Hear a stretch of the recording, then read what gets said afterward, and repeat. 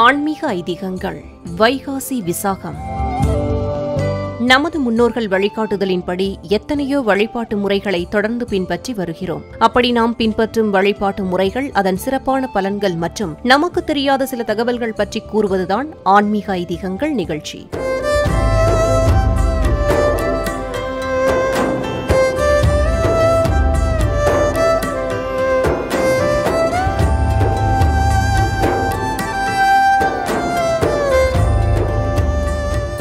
அந்த வகையில் வைகாசி விசாகம் பற்றியும் அதன் பலன்கள் பற்றியும் இன்றைய ஆன்மீக ஐதீகங்கள் நிகழ்ச்சியில் தெரிந்து கொள்வோம்.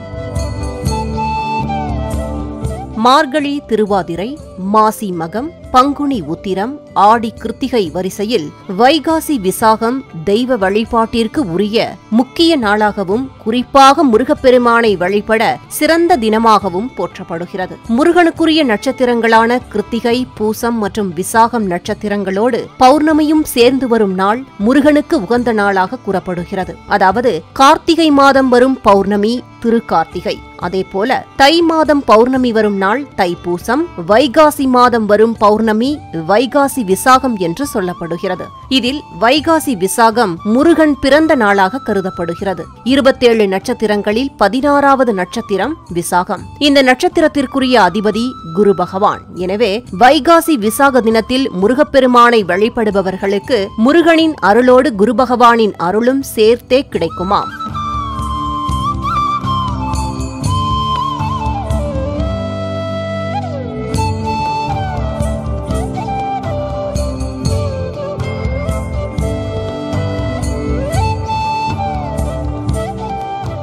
வைகாசி விசாகத்தன்று வேலனை வழிபட்டால் வெற்றிகள் வந்து சேருமாம். அசுரர்களை அழிக்க சிவபெருமானின் நெற்றிக்கண்ணில் இருந்து அக்னி ரூபமாக அவதரித்தவர் முருகப்பெருமான். இந்த அவதாரம் நிகழ்ந்தது வைகாசி விசாக நாளில்தான் என்கின்றன புராணங்கள். முருகப்பெருமான் நவகிரகங்களில் செவ்வாய்க்கு அதிபதி.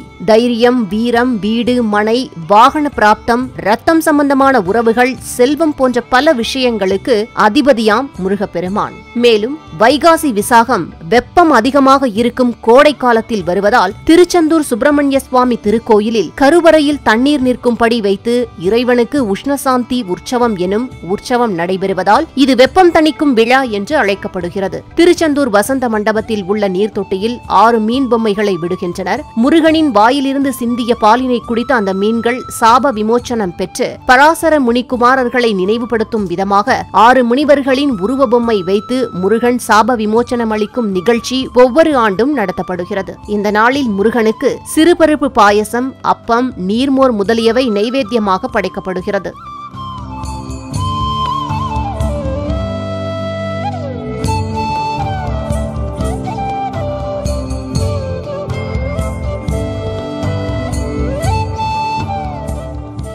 அதேபோல திருமழப்பாடி என்ற ஊரில் சிவபெருமான் மழு என்ற ஆயுதத்தை ஏந்தி திருநடனமாடிய அற்புத நாள், அம்மனிடம் இருந்து முருகன் சக்தியை பெற்ற நாள். மகாபாரதத்தில் வில்வித்தகனான அர்ஜுனன் சிவபெருமானிடம் இருந்து பாசுபத ஆயுதத்தை வரமாக பெற்ற நாள். 12 ஆழ்வார்களில் முக்கியமான நம்மாழ்வார் பிறந்த தினம். ராமலிங்க அடிகளார் தன் சத்தியஞான சபையை வடலூரில் நிறுவிய தினம் என பல மகத்துவங்களை கொண்ட நாள்தான் வைகாசி விசாகம் எனும் நன்னாள். வைகாசி விசாக நாளன்று பிரம்ம முகூர்த்த வேளையில் அதிகாலையில் எழுந்து நீராடி தங்கள் உடல்நிலைக்கு ஏற்ப உபவாசமாக இருந்து முருகனுக்குரிய 6 எழுத்து மந்திரமான ஓம் சரவணபவ, ஓம் முருகா என்ற மந்திரங்களில் ஒன்றை நாள் முழுவதும் கூறியும் திருப்புகழ், கந்தசஷ்டி கவசம், கந்தகுரு கவசம், சண்முக கவசம் பாடல்களில் ஏதேனும் ஒன்றை காலையிலும் மாலையிலும் பாராயணம் செய்யலாம். முருகப்பெருமான் வீற்றிருக்கும் ஆலயங்களுக்கு சென்று தீபமேற்றி வழிபாடு செய்ய வேண்டும். வைகாசி விரதம் மேற்கொள்ளும் பக்தர்களுக்கு புத்திரதோஷம் நீங்குவதோடு குழந்தை இல்லாதவர்களுக்கு விரைவில் மழலை செல்வம் கிடைக்கும் என்பது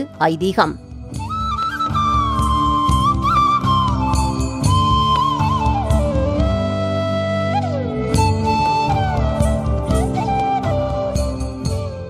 நேயர்களே, முருகப்பெருமானுக்கு எத்தனையோ விழாக்கள் எடுத்தாலும் வைகாசி விசாக விழாதான் வளர்ச்சியை கொடுக்கும் விழா என்கின்றனர் ஆன்மீக பெரியோர்கள். நாமும் வைகாசி விசாகத்தன்று முருகப்பெருமானை மனமுருகி வழிபடுவோம், வளமுடன் வாழ்வோம். ஆன்மீக ஐதீகங்கள் வைகாசி விசாகம்.